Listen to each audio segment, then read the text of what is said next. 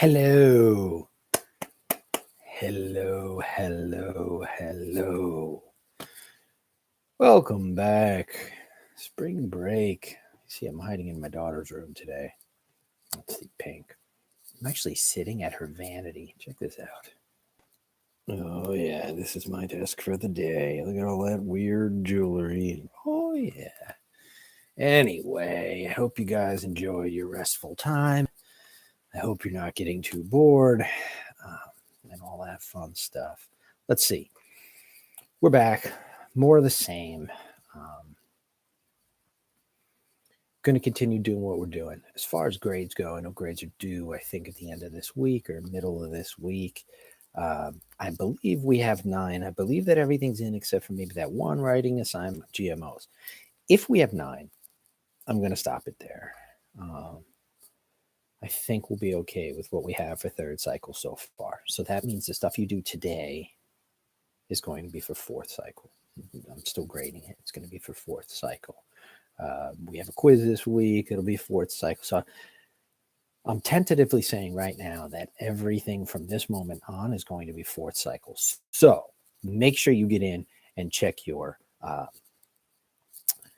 grades and make sure you're getting everything done, and make sure if you did do something and it hasn't been graded yet, send me a private message and say, Graf, I finished this a little late, but I'm all good. And then I will be able to take care of things. Okay. Hi, Miss Davis. Welcome back. Welcome back. So keeping track of your grades is important because once I put them in, it's going to be hard to change them. And I want to make sure I give you what I'm supposed to give you. Okay. So we're going to continue to do YouTube live this way. I don't want to do the meets because number one, I don't get a huge live response, but I do need to be live in case you need to ask me something in real time on the chat. But where I'm getting most of my views is later on in the day. I notice that mostly all of my students come in and they watch the video and they go through the slides with me, but they just do it at their own convenience. And I'm cool with that. As long as I get a lot of views every day, by the end of the day, I'm happy because you do have to check in and get this done. So without further ado, let's talk about pesticides. You should have the slides up. If you saw in my materials for today, you had the slides and you had the daily attendance. Daily attendance, super, super important. Keep doing it. And we'll see what happens come, I think it's May 15th or 13th or something. They're saying that we have to go until, I know a lot of districts are shut down for the whole year. I hope that doesn't happen because I want to see you guys again. But we will see what happens. We're just going to keep on doing what we're doing. I'm trying to make this as easy as possible. So going through the slides, looking through the slides with me, because the slides is where all the questions are generated for the quizzes. And then at the end, there's usually the guided practice or the independent practice, which is the stuff you have to do that I collect and that I look at and that I grade. So that's the way we're going to keep on going as long as I have these slides and I can go through them and show you. So without further ado, I am on slide 1, which says lesson 6, what are the costs and benefits of pesticide use, right? So moving through the second slide, that is just the agenda, which you look at your own leisure. Number 3, slide 3 is a review from the last couple of slides that we did, where we talked about desertification, where the soil loses all its nutrients or becomes too salty and can't hold the crops in the agriculture, right? So that's very important to remember because we're still talking about agriculture. You know, we talked about soil, and then we talked about irrigation, and we talked about desertification, and now we talked about how to rotate crops, right? We talked about GMOs, and now we're talking about pesticide usage on agriculture, and if it's good or bad thing. So check out the review. There's a cool article there that you can click on and check out if you forgot what we were talking about and you want to kind of get back into it. Slide 4 is the objective, and the objective is to explain the costs and benefits of pesticide use, right? So that is what we got going on here. When we get to slide 5, that's the first real slide. What are the costs and benefits? A pesticide, you need to know what the definition of a pesticide is. As soon as we hear that word pesticide, we think, poison, dangerous, da, da, da, da. Yes, absolutely. But some pesticides are poisonous to some things and not others. Some are really, really bad. Some aren't so bad. Some we use every day. And you'll be surprised when we go through a list of some of them. So a pesticide is anything that is used to kill or repel or control a certain form of plant or animal life. that are considered to be pests, that are unwanted in wherever environment they are, right? So again, pesticide. It's a substance, usually chemicals, that are used to repel or kill or control a certain form of plant or animal or both or whatever. Okay, so that is the generic definition of a pesticide. Slide 6. There's different types. There are pesticides, different types of pesticides. One of them is called a herbicide, right? We know herb is plant or vegetation, right? So an herbicide is used for destroying weeds or other unwanted vegetation. You can see that with the weed killer you get at Home Depot or the grass killer, and they make different types of herbicides to take care of different types of plants. Okay, so think herbicide, vegetation. That's the way we destroy plants or weeds, things that we don't want that are plant material. Insecticides. These are pretty self-explanatory. An insecticide is used for controlling a variety of insects, so ant traps, stuff like that, right? Uh, any kind of insect problem someone may have, they would use something called an insecticide. And again, there's many, many different types of chemicals that are used as insecticides. Fungicides, again, used to prevent the growth of mold and mildew, right? So if you have that spray in your bathroom, you spray on your tiles in your shower, if you have tiles in your shower, and it gets rid of that mildew, that has a fungicide in it, right? So again, it is used to prevent mold and mildew growth. It doesn't kill us, it doesn't hurt us. I mean, we don't want to eat it, but it's not going to destroy us, right? So some pesticides, don't think pesticides were dead, you know. Also, the last one, disinfectants. Disinfectants are something we all use every day. Disinfectants are used for preventing the spread of bacteria. So you notice the one thing in common is these are all living things, right? We have plants, we have insects, we have molds and mildew, and we have bacteria, right? So they're all living things, and these pesticides are used to get rid of them. All right. So disinfectants we use all the time, Lysol and stuff like that kills bacteria, right? Hand sanitizer, right? Alcohol can be considered a pesticide for bacteria, if you think about it, right? There is a sound clip that you guys can click on and check out when we're done here. There are a couple sound clips through this slideshow, and they're very cool. They're only a couple minutes, and they really, really explain pesticides. And this one talks about crop spraying. So it's very interesting. And some questions might pop up on a quiz or test that come from the sound bites and from the videos. So make sure you check them out at your leisure. Moving on to slide 7. Now, one of the things, so many pesticides remain in plants and soil, right? And they break down over time. So you spray pesticides on a plant, and it's going to get on the plant and in the soil, and they will break down over time to be a little less dangerous. But some of their byproducts can drift into the air. They can flow through the soil and the water cycle. And what they can do is there's a word called bioaccumulation. Bioaccumulation is when it's self-explanatory. It's when pesticide byproducts build up or accumulate somewhere. All right. That means that they can build up in the air, they can build up in the water, they can build up in the soil, they can build up in you. In humans, right? Because if we're ingesting this stuff or we're breathing this stuff, or we're drinking the water with pesticides in it, that's coming in, and it can be bioaccumulated in our cells, right? And another thing it says here, it's very dangerous because it can be generational. It can be passed from mom to baby. So that's an important thing with pesticides. And then it says here, because of the widespread use of agricultural chemicals in food production, people are exposed to low levels of pesticide residues through their diets. Can't really get away from them. You can try your best, and we'll talk about ways to do that, but really hard to get rid of pesticide byproducts in your diet just because they're used everywhere, right? And I want to hold off before we start talking about organic and stuff like that. But they do build up, and it's really hard to totally erase them from getting into your system, whether or not you're breathing them, whether or not you're drinking them, whether or not you're eating them. All right. So that's an interesting thing. Moving on to slide 8. Okay. So the EPA, the Environmental Protection Agency, sets limits, obviously, right? They try to protect us, and they set limits on how much pesticide can be used or how much pesticide can be on each food item that is grown or sold. All right. There's a problem with that because, as it says, there's no limit to the number of different pesticides that can be used on your food, or the total amount of contamination. What that means is the EPA might say, okay, you can only use this much of pesticide A on your food. There can only be this much pesticide A on your food. And when you look down the list, you see, okay, there can only be this much of pesticide B on the food.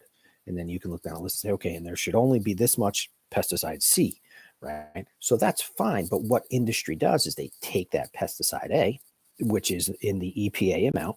Then they also take pesticide B, which is in the EPA amount. And they take pesticide C, which is in the EPA amount, and they put them together and they use that. So the total accumulation is a lot of pesticide, even though each individual pesticide is below the EPA limit. Right? Problem. Better for growing, not better for us. Okay. So it says that, and I think that's about all it says on this slide. There is another, sound clip, MP3. So it's about fruit washing. It's very important. You should listen to it. It's actually very cool. It tells you what to wash, what not to wash with.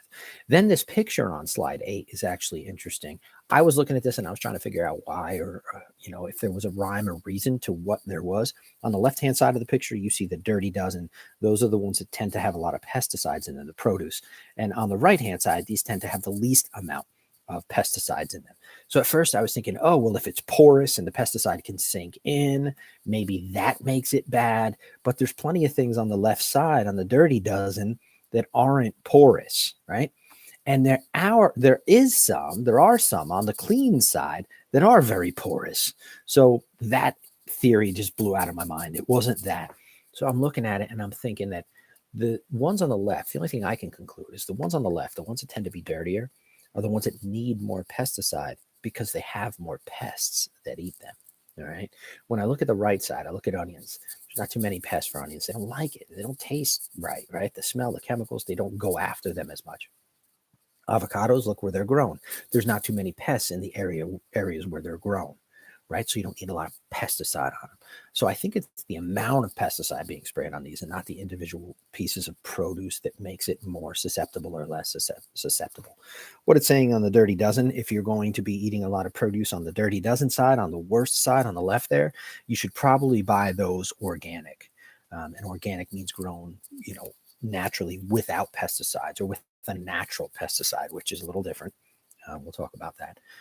The clean side, they say you don't need to really buy organic, which I didn't understand. I always bought organic bananas for my son because he loves bananas, and it's telling me that I don't need to. So we'll see where that goes. Always, though, washing everything, right? And it's important. Listen to that clip, and it'll talk about that.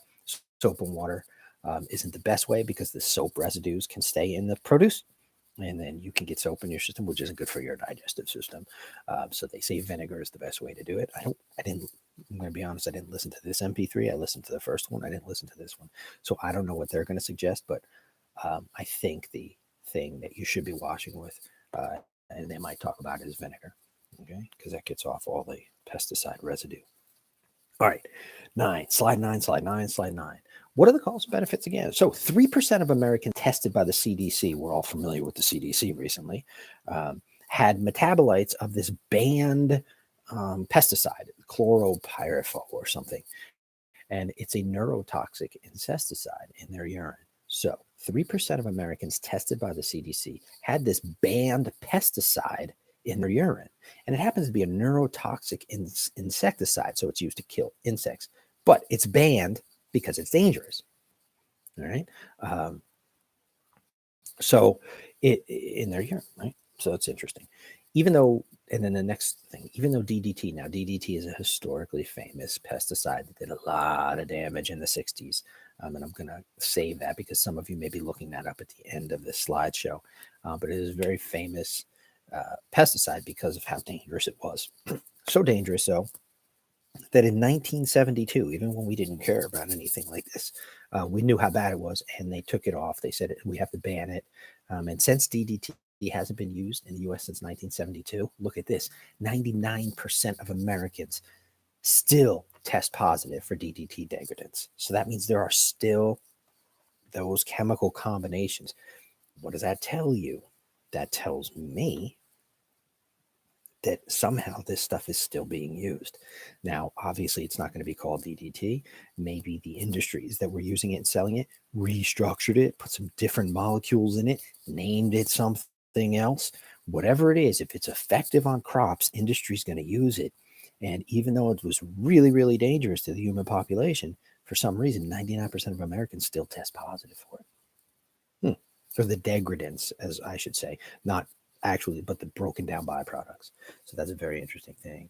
Um, Scientists do not yet have a clear understanding of the health effects of these pesticide residues, but we can make some pretty positive claims about things. All right. Moving on to slide 10. Where's slide 10? Slide 10. Okay. Like we said about bioaccumulation, pesticides can have this cumulative toxic loading in the immediate and long term.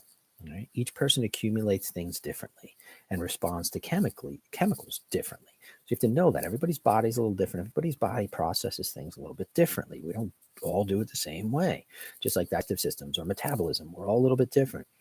We all react to chemicals differently. We all process chemicals differently. We all get rid of chemicals differently, right? And a lot of the time, when there's people that are exposed to a lot of pesticides, their bodies can't get rid of it.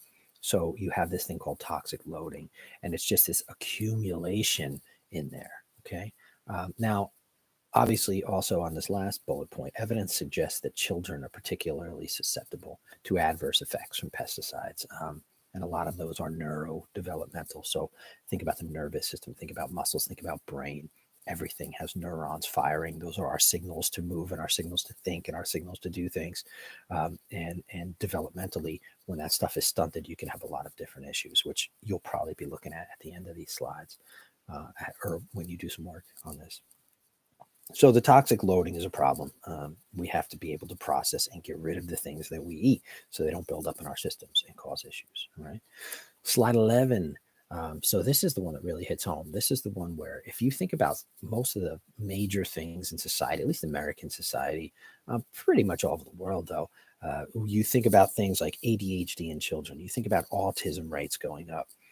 You think about cancer, obviously, everybody thinks about that.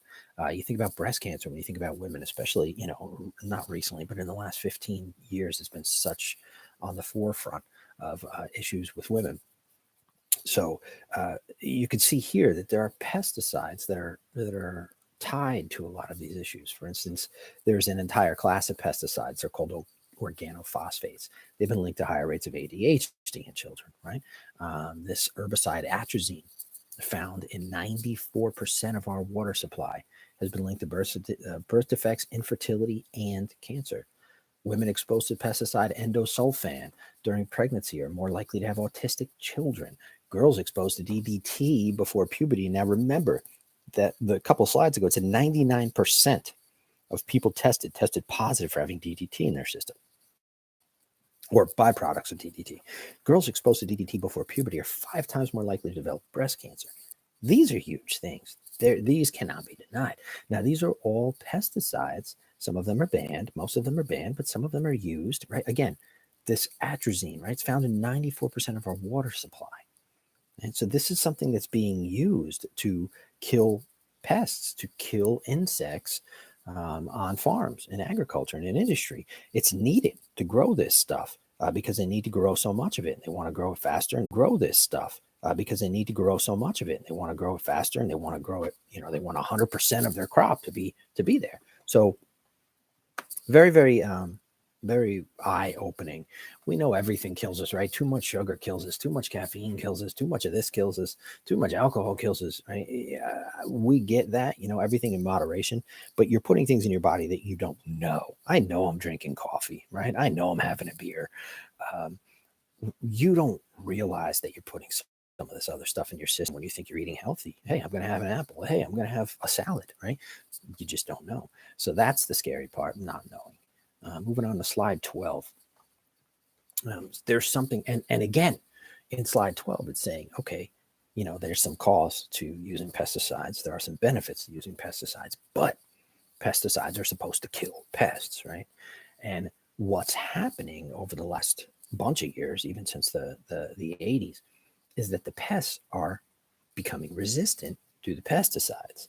This is like antibiotic resistance, right? So antibiotic resistance, if you remember from bio, is when bacteria figure out a way to not be, they evolve, right? Because they reproduce so quickly. So bacteria evolve and they become resistant to the antibiotics. So antibiotics won't work anymore on those bacteria, right? So that's called antibiotic resistance. That was a very, very brief explanation of it. But pesticides, there are pests that are becoming resistant to the pesticides. So in the 1940s, farmers lost about 7% of their crops to pests, okay? And they consider that okay. They say, 93% crop, is a decent crop. Since the 80s, the percentage has increased to 13%, right? Which is significantly more of their crop being lost to pests, even though more pesticides are being used. So over those 40 years, they found better ones. They use more of it. They push the boundaries with it. And still that percentage of usable crop is dropping. So the pests are being able to affect more of the crops. That is because it's estimated that around 500 pests that bother agriculture in general have developed resistance to pesticides since the 40s. So they're exposed to it. And I'm not going to get into that. You can look up antibiotic resistance, and you should know it from bio. They're exposed to it, right? There's hundreds of pests, and they're all exposed to the pesticides, and most of them die. 2 of them don't die. For some reason, they have some sort of mutation that allows them to be resistant to it, and they go on and they reproduce, and they make a couple of kids that are resistant to this, and they make a couple, and they make a couple, and they make a couple, and eventually, over years and generations, you have pests that are no longer affected by that pesticide. So you got to figure out a new one, or you got to use more. That's why they've been using more. Oh, wait a second. It went from 7 to 8% to 9%. Let's throw more at it. No, it doesn't work, because they're going to keep evolving like anything else does. All right. So that's interesting. Moving on to slide 13 is the guided practice. There's not much to do there except watch these 2 videos. These are good videos. They're only 2 minutes and 4 minutes long. Watch them. You have time. That's why I stopped this 20 minutes early, so you can look at all this stuff. So you're listening to 2 sound clips throughout the slides, and you're watching these. One of them, the first one, is called pesticide drift. It's a phenomenon, which is interesting. And then Be Aware is about bees. Chalet would love it. We know that bees and pesticides don't mix, and we know that we need bees for our food supply. So I think it's 85% of our food supply would be gone, would just be decimated if we didn't have bees to help pollinate crops and stuff. So that's a problem. So I want you to look at those 2 videos, and then the thing that you're doing, right? So now we had all those slides. You're looking through those slides. You're looking through them. You're understanding them. The sound clips, the video clips, and then that I have to turn in, right? And this is really easy. We're back, so I'm making it nice and easy for you. You are going to research a pesticide of your choosing. You can go, that's why I didn't talk about what DDT was. DDT is a real popular one. There's lots of information on it. It's a very historically dangerous one. So you can look up DDT if you want, or you can look up a list of pesticides and see which one strikes your fancy and write about it, right? What is it intended to do, right? So we might know that this one's bad or that one's good or whatever, but what are they intended to do? What do industry use them for, right? Be specific. And also, what are the costs and benefits? Like, what are the pros and the cons? And that's your stance, right? That's number 2. Picking a stance is if or when it should be applied. So real easy. This isn't an essay. This is a paragraph, 4 sentences, 5 sentences. This isn't a big deal, but it is going to be graded probably for 4th cycle. So make sure it gets done. And you are going to, again, pick a pesticide, research it, find some things about it. What is it intended to do? And when should it not be used, or whatever. Tell me a little bit about it. Don't just copy and paste. Tell me a little bit about it in your own words. All right. That's it for the slides. Pesticides are interesting. We need pesticides.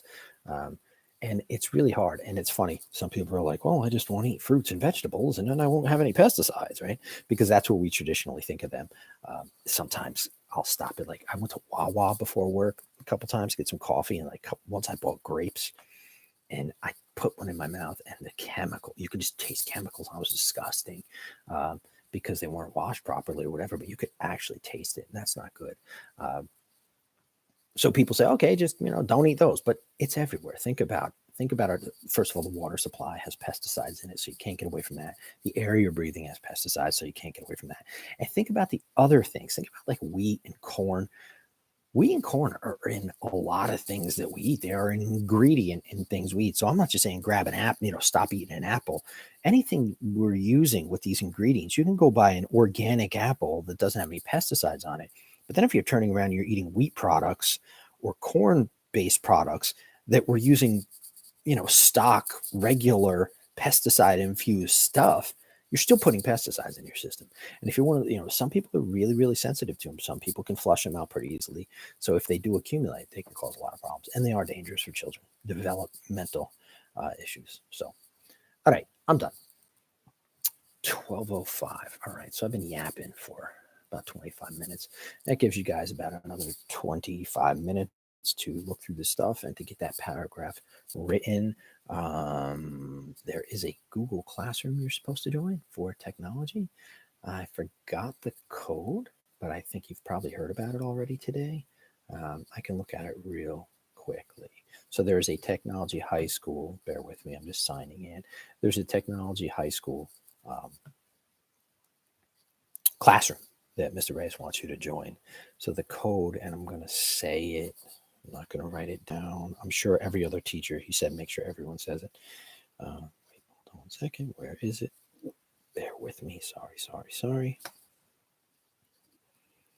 All right. The class that you should be joining on Classroom is, wow, this is loading so slowly.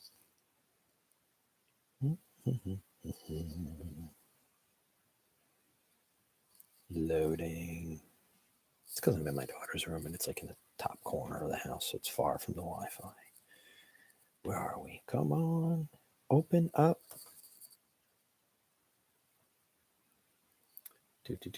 Okay, so the code for the classroom you are supposed to be joining, if you haven't joined it already, which you probably have, is IRI2GT6.